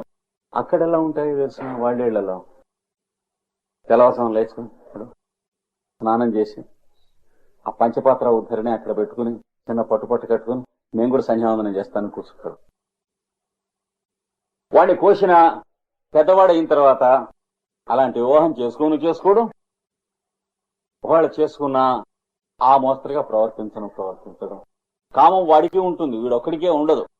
అంటే మాంసం తిన్నవాడు ప్రతివాడు పేగులు మెళ్ళో వేసుకుని తిరగక్కర్లేదు. అది అశుచిని శుచి అనటం. అంటే ఏ చేయి అయితే ఏమండి అన్నాడు. చాలా మంది అంటారు కుడి చేత్తోనే అన్నం తిన్నారు, రాసి ఉందా అన్నాడు. అంటే శుచి అయిన పని తినడానికి ఓ చెయ్యని మిగతా వాటికి రెండో చెయ్యి అని పెట్టుకుంటాం అనేది సదుపాయం గనక. ఎడం చేత్తో తింటే అరగదా, శుభ్రంగా అడుగుతుంది. పెళ్లి చేసుకోకపోతే పిల్లలు పుట్టరు. అదేమిటిది, ఏ రోగం? మా చక్కగా అడుగుతుంది రెండు చేతులతో. చేయి కడుక్కోకుండా ఎడం చేత్తో తింటే అరగదా? మా బంగారం లాగా అడుగుతుంది. లేదా అన్నం నేలవి పోసి చేత్తో కాకుండా నోటితో కుక్కర్లే తింటే అరగదా? చెప్పండి, అరగదా? అంచేత అట్లా తింటాం ఎందుకు అంటే ఏమి చెప్పే సమాధానం లేదు. వాడు అశుచిని శుచి అనుకుంటున్నాడు. ఇట్లా బతికేవాళ్ళు కొంతమంది. అంటే అందరం కూడా ప్రతివాడికి కొన్ని ఉంటాయి చదువుకోవాల్సినవి ఇట్లాంటివి. అలాగే దుఃఖాన్ని సుఖంగా నమ్మి బతికేటువంటి వాళ్ళం. మా చిన్నతనంలో 1200 రూపాయల జీతం ఆయనకి. అంటే ఇప్పుడు 3000 రూపాయల పైన, 4000 లెక్కేస్తే. ఎకనామిక్ ఇండెక్స్ రూపాయికి వాల్యూ లేదు కనుక ఇక్కడ ప్రపంచంలో ఇంటర్నేషనల్ ఎకనామిక్స్ లో నో వాల్యూ కదా రూపీకి. అప్పటి రోజుల్లో 1200 రూపాయల జీతం. ఇంట్లో బియ్యం ఉండేది. ఆ ఇల్లాలు ఎక్కడో అక్కడ అప్పు తీసుకొచ్చి తెస్తుంది. బియ్యం ఎలా అయితే పప్పే ఉంది, ఉప్పు లేదు, కూరగాయలు లేవు. మా గుంటూరులోనే పెద్దవాడే కుటుంబం, నియోగి 6000 దమ్మిడి తక్కువ లేదు. మరి ఏమిటవుతున్నాయి? ఏమీ లేదు. జీతం రాగానే కాటన్ మార్కెట్ కట్టేస్తారు. అంత జీతమునా అంటే అంత జీతము కట్టేస్తాడు. ఎన్ని సంవత్సరాల నుంచి కడుతున్నాడు? నా చిన్నతనం నుంచి ఇప్పటివరకు కడుతూనే ఉన్నాడు. ఎందుచేత అంటే ఈ ఇన్నాళ్ళ నుంచి పోయిందంతా తప్పనిసరిగా రావాలని, అదంతా రాబట్టుకోవాలని పట్టుదలతో ఉన్నాడు. వాడి దృష్టిలో అది కలిసి రావటం పేరు సుఖమా దుఃఖమా? ఏమండి, సుఖమే కదా వాడి దృష్టిలో. కానీ వాడు చేస్తున్నటువంటి పనం దుఃఖమా సుఖమా? దుఃఖం. అంటే దుఃఖాన్ని తెచ్చుకుంటూ సుఖాన్ని నమ్ముతున్నాడు. అంతే. ఫ్రెండ్స్ ఎంత చెప్పినా సరే, కొనే నాయనా కొని ఒక 50 రూపాయలు ఎంతో నువ్వు దీనికి కట్టుకునేందుకు గురించి మిగతా బియ్యం అవి కొనుక్కురా అంటే, ఒక్క మాట ఇది రానివయా వెదవ బియ్యం ఏడాది సరిపోని కొని పడేస్తాను. వాడి లాజిక్ అది తమాషైన లాజిక్. అది చచ్చినా వదలదు, వాడిని వెంటాడుతూ అట్లా పట్టి ఉంటుంది అలా ఆ తర్కం వాడిని. కనుక దుఃఖాన్ని సుఖంగా నమ్మటం. కనుక అనిత్య, అశుచి, దుఃఖము వీటిని నిత్యము, శుచి, సుఖముగా నమ్ముతున్నాడు. ఖ్యాతి వస్తుంది వీడికి. ఖ్యాతి అంటే ఏమిటి? మనస్సుకి స్థిరత్వం. స్థిరంగా నమ్ముతున్నాడండి అది సుఖమే అని. ఇది వీళ్ళకి తెలియదు అంటాడు దీని పరమార్థం. ఒక మాట వస్తే లైఫ్కి అంతా సరిపోతుంది, ఒక గుర్రపందెం టికెట్ కనుక వచ్చిందంటే అంటాడు. ఎన్నాళ్ళు ఉద్యోగం చేసి ఏం లాభం, అంతవరకే నేను ఈ ఉద్యోగం చేస్తుంది అన్నాడు ఆయన. ఇది ఎంతవరకు గుర్రపందెం వచ్చే వరకును ఉద్యోగం చేస్తున్నట్ట. ఏం చేత? గుర్రపందేలు ఎన్ని రకాలు ఉన్నాయో అన్ని రకాల టికెట్లు కొనటం కోసంట. అంతేగాని ఇందులో ఇంతోటి ఈ జీతంలో వచ్చే డబ్బులతో పెళ్ళాం పిల్లను పోషించగలమని నమ్మి చేయటం లేదు ఉద్యోగం అన్నాడు. చెప్పండి ఏం చెబుతారు? ఈ డబ్బులు తండ్రి మనకి నిత్యం అన్నాడు.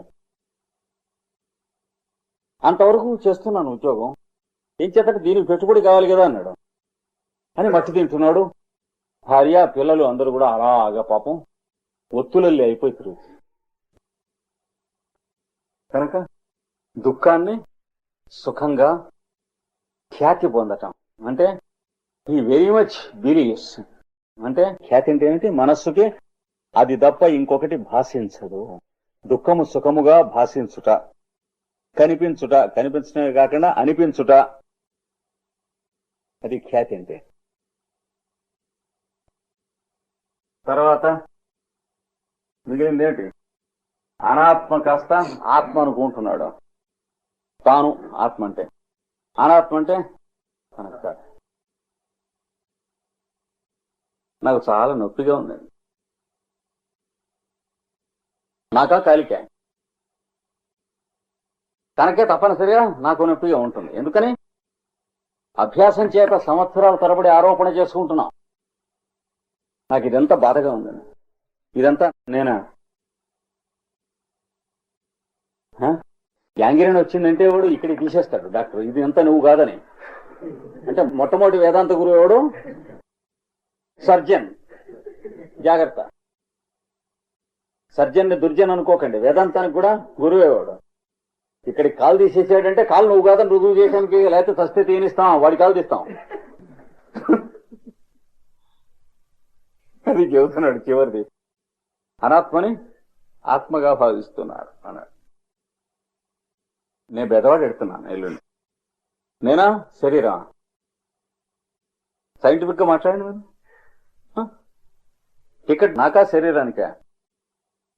ప్రయాణం చేసే వాళ్ళ శరీరాల లగేజ్ కోసమా టికెట్? వాళ్ళు వెళ్లే వాళ్ళకే ఏమండి? అది కూడా ఒక రకమైన లగేజే శరీరానికి. అది బాంబేకి ఫస్ట్ క్లాస్ టికెట్ ఇమ్మని అడిగింది ఆవిడ. అడిగితే వాడు ఏదో రాసుకుంటున్నాడు, వెయిట్ అన్నాడు. అంటే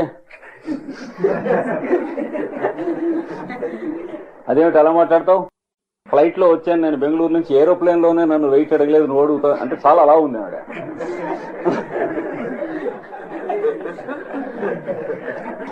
అంటే రైలుకి ఈవిడ వెయిట్ అవుతుందని వాడు అనుకుంటున్నాడని ఈవిడ అనుకుని, ఏరోప్లేన్ లోనే నన్ను వెయిట్ అడగలేదు, రైల్లో అడుగుతావేంటండి? అది కాదమ్మా, వెయిట్ చేయి ఇస్తానంటే, ఆహా అలా అయితే పర్వాలేదు. పార్సీ లేడీ అనమాట, చాలా అలా ఉంటుంది మనిషి. వెయిట్ అంటే వాట్ యూ మీన్ అండి, even in the airport they never asked my weight అని. ఆవిడే అనవసరంగా మాట్లాడింది వెయిట్ గురించి, వాళ్ళు మాట్లాడా.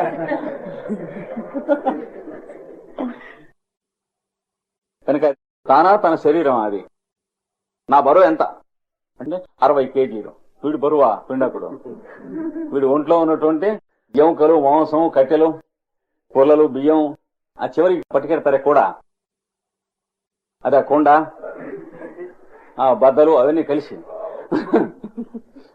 అంటే శరీరంలో ఉన్నటువంటివన్నీ కలిసి నా వెయిట్ ఇంత అంటాడు. నీ వెయిట్ చూసుకున్నావా అని అడుగుతాడు డాక్టర్ కూడా. అందరం అంతే. లేకపోతే నీ దేహం వెయిట్ చూసుకున్నావా అని డాక్టర్ అడిగినా చేతస్తుడుగానే వినిపిస్తుంది మనకి. నా దేహం వెయిట్ ఇంత డాక్టర్ గారు అంటే ఏమిటి వీర చేతస్తాం అన్నట్టుగా ఉంటుంది. అజ్ఞానంలో మాట్లాడితేనే చక్క మోడర్న్ గా ఉంటుంది. Do you know your weight అని అడిగితే ఎస్ సార్ అని ఇంత అంటే ఇద్దరు కూడా మోడర్న్ గా ఉన్నట్టు మనకి లెక్క. నా వెయిట్ ఏమిటండి, నా బాడీ వెయిట్ అని వీడన్నాడు అనుకుంటే దేవాయి కింద లెక్క వాడు. అందుకని అనాత్మని ఆత్మ అనుకుంటాం శుభ్రంగా, తేడా ఏం లేదు. బయలుదేరి పెడుతూ ఉంటే క్యారియర్ పట్టుకెడుతున్నాడు, ఈ చేత్తో సీసా పట్టుకెడుతున్నాడు ఆఫీస్కి. ఏమిటంటే ఇది భోజనం, ఇది సీసా. చూసారా, రిక్షాలో నేను, ఈ క్యారియరు, సీసా వెళ్ళాలండి. క్యారియర్ వెళ్ళాలా, భోజనం వెళ్ళాలా? రోజు క్యారియర్ తీసుకెళ్తాను.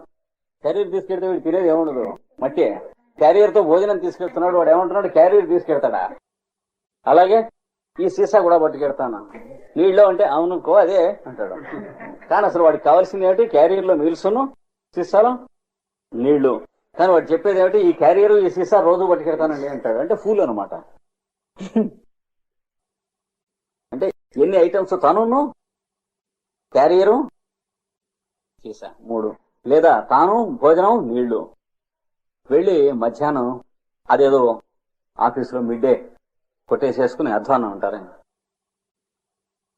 నోట్లో గబగబా వేసేసుకుని ఆ నీళ్లు గడ్డ తాగేసాడు.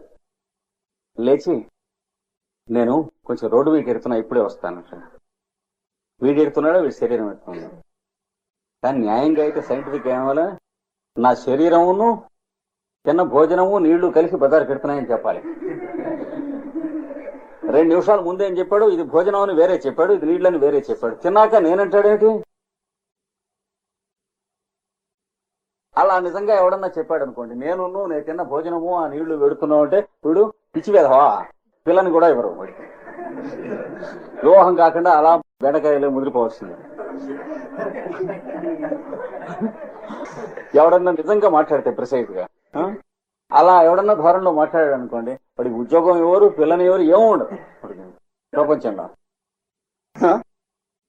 కనుక అనాత్మని ఆత్మ నమ్ముతున్నాను. అలాగే నేను బజార్కి వెడుతున్నానండి అంటే, మరి మీ కళ్ళజోడో అంటే నవ్వుతాడు కానీ, అవును మా కళ్ళజోడుతో కూడా వెడుతున్నాను అన్నాడు. కానీ మనం కళ్ళజోడు, బూట్లు, చొక్కా, ప్యాంటు, జేబులో పెన్ను, మనీ పర్సు, డబ్బులు, ఇవన్నీ కలిసి పెడుతున్నానగా అర్థం. కానీ నేను ఎడుతున్నానంటారేంటి? నేను దానికి వెళ్ళటం రావటం అనేటువంటివి లేవు. శరీరానికి అది తొడుక్కున్నటువంటి చొక్కాలకి, దాని జేబులలో ఉన్నటువంటి వస్తువులకి వెళ్ళటం రావటం ఉన్నాయి. కానీ ఇన్నిట్లో ఉన్నటువంటి అంతర్యామే లోపల నేనను వాడు. వాడికి తదేజతి తన్నేజతి తద్దూరే తదంతికే తదంతరస్య సర్వస్య తదు సర్వస్య ఆస్య బాహ్యతః. యజుర్వేదంలో చిట్ట చివరి సూక్తం ఏమన్నాడు? తదేజది, అది కదులుతూ ఉంటుంది నాడు శరీరాలు మొదలైన రూపంలో. తన్నేజది, అది కదలదు శరీరాల్లో ఉన్నటువంటి వాడి రూపంలో. తద్దూరే, అది దాని ఇంతంత దూరాన్ని ఉంటూ ఉంటుందన్నాడు. ఈ శరీరానికి ఆ శరీరానికి దూరం. తదంతికే, ఏం దూరం ఉండదు. ఎందుకంటే ఆ శరీరంలో ఏ చోటు ఉందో ఈ శరీరంలో ఆ చోటు ఉందో, రెంటికి మధ్య కూడా అదే చోటు ఉంది కదా, దూరం లేదన్నాడు. అంటే అడ్వాన్స్డ్ సైన్స్ పాఠాలు అవి. మీ శరీరం అక్కడ ఉంది, అందులో ఉన్నటువంటిది ఏమిటి? చోటే కదా. పరమాణువులన్నీ ఎక్కడ ఉన్నాయి? ఇందులో ఉన్నది చోటే, మధ్య ఉన్నది చోటే. చోటులో అక్కడ ఒక యూనిట్ చోటు, ఇక్కడ ఒక యూనిట్ చోటు ఉంటే దానికి దీనికి మధ్యన దూరం ఉండుట ఏమి? దూరం అనేది అబద్ధం. కానీ శరీరాలుగా దూరం అనేది తద్దూరే తదంతికే తదంతరస్య సర్వస్య, అది సమస్తానికి లోపల ఉన్నది. ఈ లోపల కొన్ని ఉన్నాయి, దాని లోపల మనం కాదు సర్వస్య బాహ్యత. మనకి లోపల మనకి బయట అని అంటున్నాం చూడండి. మనకు లోపల అని చెప్పిన చోట అదే చోటు ఉంది, మనకు బయట అని చెప్పిన చోట అదే చోట. ఈ గదికి 150 రూపాయలండి. అది ఏం చేతంటే స్పేస్ ఎక్కువ అన్నది. ఈ గదిలో స్పేస్ ఎక్కువ. ఈ గదిలో స్పేస్ ఎక్కువ కాదు, స్పేస్ లో ఈ గది కట్టబడ్డది. మర్చిపోయాం మనం. చోట్లో గది కట్టామా, గదిలో చోటు కట్టామా? ఇంటి బయట చోటు ఉంది, ఇంట్లోనూ చోటు ఉంది. ఇంట్లో ఉన్న చోటు మనం కట్టామని నమ్మకపోతే అద్దెకి ఎలా ఇస్తామంటే వాడు పళ్ళు రాలగొట్టడు, మీరు తాత్సొమ్ము అని. అద్దెకి వచ్చిన వాడు ఇచ్చేవాడు వచ్చినవాడు ఇద్దరు విశాఖపట్నం వాళ్ళే అనుకోండి. వీలైనంత ఎక్కువ చెప్పడానికి ఏడాది కంటే తక్కువ టైం రాయటానికి చూస్తాడు వాడు. ఎందుకంటే నెక్స్ట్ ఇయర్ మళ్ళీ రెన్యూ చేసుకోవాలి కదా. వీలైనంత తక్కువ చెప్పడానికి వీలైనంత ఎక్కువ టైం రాయటాన్ని వీడు చూస్తాడు. అంటే కుదిరి చావదు వీడికి ఇద్దరు విశాఖపట్నం వాళ్ళు అయినప్పుడు. అందుకని అనాత్మ కాస్త ఆత్మగా నమ్ముతూ ఉన్నాం కానీ ఇంట్లో చోటు ఉంది అంటున్నాం. లేకపోతే ఏమని ఉండేవాళ్ళం, చోట్లో ఇల్లు కట్టామని అనేవాళ్ళం. ఇప్పుడు మీరు ఆలోచించండి. ఆయన వెడుతున్నారు, ఆయన వస్తున్నారు, ఆయన వెళ్ళటం లేదే. ఆయన వెళ్ళటం రావటం అనేటువంటివి లేవు ఆ లోపల ఉన్న ఆయనకి. ఎవరికి ఏ శరీరంలో ఉన్న ఆయనకి కూడా ఆయన ఉన్నారు, అందులో శరీరాలు వెడుతూ వస్తూ ఉన్నాయి. అది నమ్మినట్లయితే లోక వ్యవహారం మనం బతకటం ఉండదు. కనుక ప్రకృతి ఏం చేస్తూ ఉంది, మనకు యోగ జ్ఞానము స్థితి వచ్చే వరకు వెళుతున్నాం వస్తున్నాం. ఏమిటోనండి ఊరికెళ్ళాలి, ఓల్డని ప్రయాణాలు ఈ మధ్య మహాతొప్పిడిగా ఉంది ప్రయాణం. మా అమ్మాయి ఏమో మెడ్రాస్ లో ఉంది, మా అబ్బాయిలు ఏమో చూస్తే నెలకు 5-6 ఊళ్ళు తిరుగుతూ ఉంటారు. ఎక్కడ ఉంటారో ఏమిటో అండి ప్రయాణాలు అంతా. ఏమిటో గందరగోళం అండి. తిరుగుడు ఏమిటి, తిరగటం ఏమిటి, ఇవన్నీ నమ్ముతున్నావా? మనం తిరగటం లేదనేటువంటి సత్యం నమ్ముతున్నావా? తిరుగుతున్నాం అనేటువంటి అసత్యాన్ని నమ్ముతున్నాం కానీ తిరగటం లేదనే సత్యాన్ని ఒక లేశమైన మనం నమ్మటం లేదు. ఖ్యాతి వస్తుంది మనస్సుకి. అంటే ఖ్యాతి ఏంటంటే మనం అఫ్ కోర్స్ అని ఆటోమేటిక్ గా నమ్ముతున్నాం ఈ రెండో దాన్ని, అబద్ధాన్ని. ఖ్యాతి రావటం అంటే అది. అంటే ఇల్యూమ్ అవుతుంది మైండ్ అబద్ధంతో, అనిత్యంతో. అనిత్యాన్ని నిత్యంగా నమ్ముతూ ఉన్నది, అశుచిని శుచిగా నమ్ముతూ ఉన్నది, దుఃఖాన్ని సుఖంగా నమ్ముతూ ఉన్నది, అనాత్మని ఆత్మగా నమ్ముతూ ఉంటే ఇలాగా ఖ్యాతి కలగటం అనేది ఉందే. అంటే పాతుకుపోవటం, స్థిరపడిపోవటం, పాపులర్ గా ఉండటం. పాపులర్ గా ఏమున్నది? అజ్ఞానం ఉందా? జ్ఞానం ఉందా? జ్ఞానం ఎన్ని మాటలు మనం సంపాదించినా కూడా లోకంలో మనం వ్యవహారం చేస్తున్నప్పుడు అజ్ఞానంతో చేస్తాం, జ్ఞానంతో చేస్తాం. ఇదం అన్నం అమృత స్వరూపం, అన్నం వడ్డించి ఇది అన్నం తినండి అని చెబితే అన్నం ఏమిటయ్యా, ఇది పరమాణువుల సమూహము అని అంటే వాడు ఏం తింటాడు? ఇంకా వాడు అన్నం అని నమ్మి తింటే వాడికి అది రుచిగా ఉండటం, ఆప్యాయంగా నోటికింత దీన్ని లోపల జీర్ణం అవటం అనేటువంటి అబద్ధాల పనులన్నీ జరుగుతాయి. కానీ లేకపోతే అది పరమాణువులతో సంబంధించినటువంటిది, నాలుక కూడా పరమాణువులతో సంబంధించినది. ఇది ఇక్కడ ఉంది, అది ఎక్కడ ఉంది, తినటం అనగానేమి, తినువాడేవాడు తినబడు వాడేవాడు అంటే ఠా అని చేయిస్తాడు.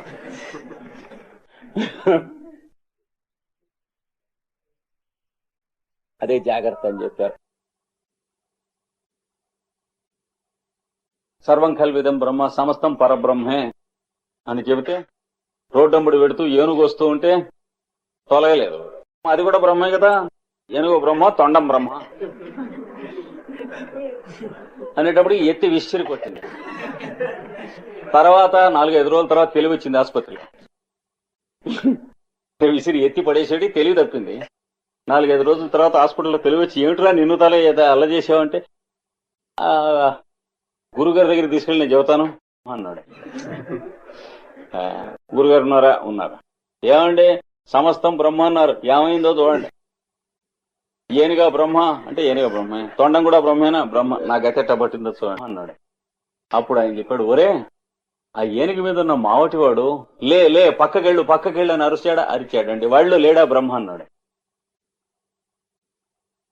ఏనుగులోను తొండంలోనూ బ్రహ్మ ఉన్నవాడు, ఏనుగు నెత్తన కూర్చున్న వాళ్ళలోనూ పక్కకెళ్ళు అని వాడు చూస్తున్నాడు. వాళ్ళు బ్రహ్మ లేడా? నిజమేనండు, దీనికి చాలా కథా కమామిషం ఉంది అన్నమాట అన్నాడు. నడువులు ఇరిగాక తెలిసింది.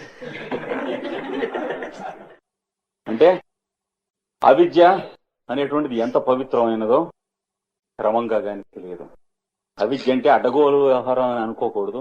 మనం జాగ్రత్తగా ఎలా తెలుసుకోవాలో అది ఉందని తెలిస్తే పక్కకు తొలగిపోతుంది. ఎందుకంటే ఒక పవిత్రమైన ప్రయోజనం కోసం ఉంది మనలో, తెలియంగానే పక్కకి వెళ్ళిపోతుంది. పర్పస్ అయిపోయింది కదా అంతే.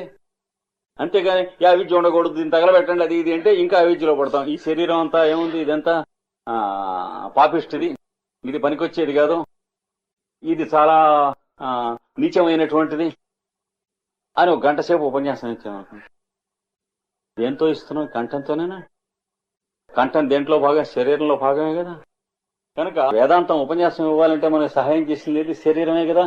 దాన్ని తిడుతున్నటువంటి విశ్వాసం లేని వాడికి మనకి వేదాంత విద్య ఎక్కడ ఉంటుంది, మోక్ష విద్య ఎక్కడ ఉంటుంది? ఇది దేన్ని ఉపయోగించుకుంటున్నామో దాన్ని తిడుతున్నటువంటి నాస్టీ ఫెలోకి వేదాంతం ఏంటి? ఇంకా శరీరం లేకపోతే మాట్లాడలేం కదా. ఆ శరీరం ఆ గొంతు పెట్టి ఇదంతా నాస్టీ, అది ఇది, గొంతు నాస్టీ, ఈ శరీరం నాస్టీ అంటే వాడు నాస్టీ అనమాట. ఇప్పుడు బుర్ర నాస్టీగా ఉంది. అందుకని అనిత్య అశుచి దుఃఖ అనాత్మసు అంటే అనిత్యమునందు అశుచియందు దుఃఖమునందు అనాత్మయందును నిత్య శుచి సుఖాత్మ ఖ్యాతి. నిత్యము శుచి సుఖము ఆత్మ అనేటువంటి ఖ్యాతి అంటే వ్యాప్తి, అంటే సాక్షాత్కారం అన్నమాట. అవిద్య, దీన్ని అవిద్య అంటారు నాయన. ఇది ఇవాల్టిది కాదు, సృష్టి మొదటి నుంచి ఉండేది. అనాది అవిద్య అన్నారు పెద్దవాడు. అనాది, అది లేదు. మనం ఎప్పటి నుంచి అయితే ఉన్నామో ఇది అంతకు ఒక కొద్దిగా క్షణంలో 1,00,000వ భాగం ముందు నుంచి ఉంది. అది అవిద్య అంటే. కనుక మనకి అవిద్య అనేది కొంత వరకు దూరం నుంచి అదిగదిగొచ్చుకోకండి అన్నారు. అంటే మరి దగ్గరికి వెళ్ళటానికి ఇంకా మనకి మాలిమి అవ్వాలి. బ్రహ్మాండమైన ఆంబోతులు అంటే జాగ్రత్తగా దగ్గరికి వెళ్ళాలి. దూరం నుంచి చూపించారు టెలిస్కోప్తో. దగ్గరగా ఉన్నట్టుగా మనకు కనిపించింది కానీ పతంజలి వేసిన టెలిస్కోప్ వల్ల కనిపించింది కానీ చాలా దూరంగా చూపించాడు అవిద్య అంటే ఏమిటో. అబ్బా మన పక్కనే ఉంది, పక్కనే ఉంటే కుమ్మి ఊరుకునేది మన. ఆయన దయవల్ల చూపించాడు. పాములాడు ఈ పాము మీద చేయి పర్లేదు అంటాడు, వేసి మనం గొప్ప అనుకోకూడదు. అది పాములాడు వేయించాడని తెలుసుకోవాలి. కనుక ఆయన ఇచ్చిన ఎనాలిసిస్ వల్ల, దాంట్లో ఉన్నటువంటి గ్రేట్నెస్ వల్ల, ఆయన విడమర్చినటువంటి విధానంలో ఉన్నటువంటి ఒక చిత్రమైనటువంటి పద్ధతి వల్ల మనకు ఈ మాత్రమైనా అవిద్య అనేటువంటిది ఉన్నదని బోధపడ్డది. అవిద్య యొక్క గొప్పదనం ఏంటంటే అది ఉన్నదని మనకు బోధపడదు చాలా కాలం వరకు. ఏ రోజు నుంచి అయితే మనకు నిజంగా బోధపడటం మొదలెట్టిందో ఆ రోజు నుంచి మంచి రోజులు వస్తాయి అని చెప్పి చెబుతారు. అంటే ఎందుకని ఆ రోజు నుంచి కొద్ది కొద్దిగా పక్కకు తొలగటం మొదలెడుతుంది. ఎందుచేత మన ప్రవర్తనలో మార్పు రావటం మొదలెడుతుంది. కొన్ని స్లోగన్స్ చేసి నమ్మి వాటి వల్ల రాదు ప్రవర్తనలో మార్పు. అవిద్య తెలిసిన రోజు నుంచే మార్పు వస్తుంది. కంఠమైతే ఓంకారం చేసిన రోజు నుంచి, అవిద్య యొక్క నిజస్వరూపం తెలిసిన రోజు నుంచి మనకి ఆర్డర్ ఆఫ్ ప్రయారిటీ అంటే ఏది నిత్యము ఏది అనిత్యం అనేది క్రమక్రమంగా తెలియటం మొదలు పెడతాయి.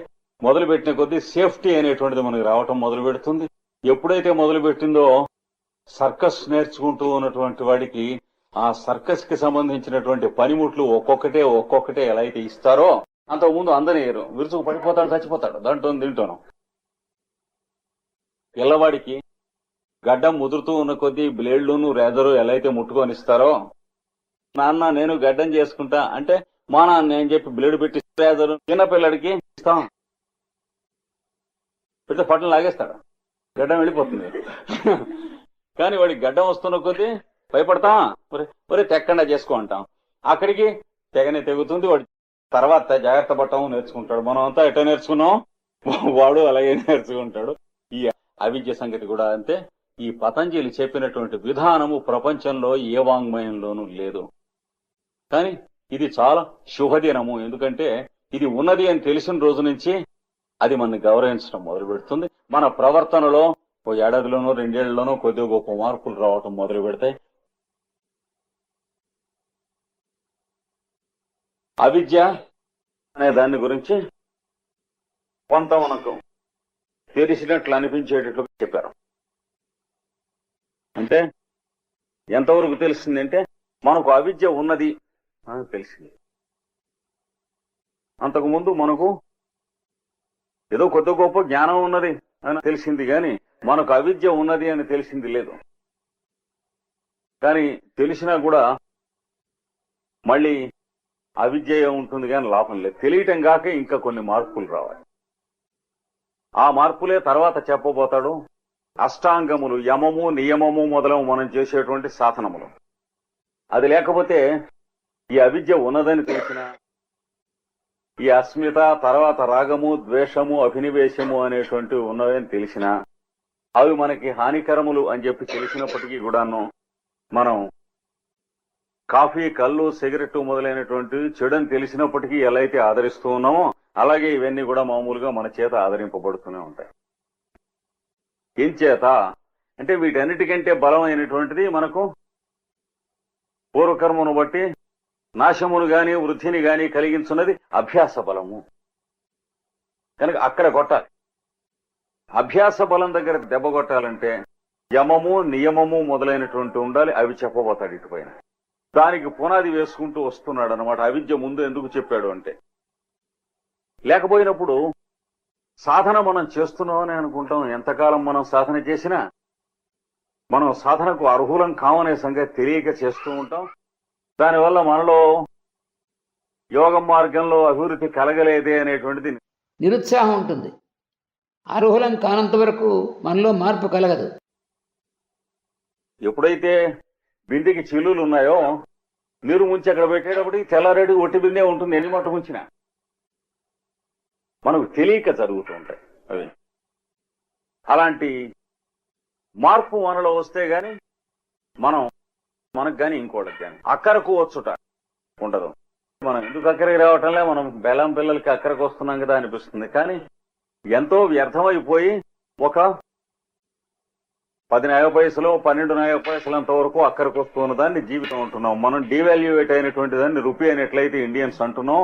అలాగే చూసారా, $7 ఖరీదు ఉండేది, ఇప్పుడు ఎంత డాలరు?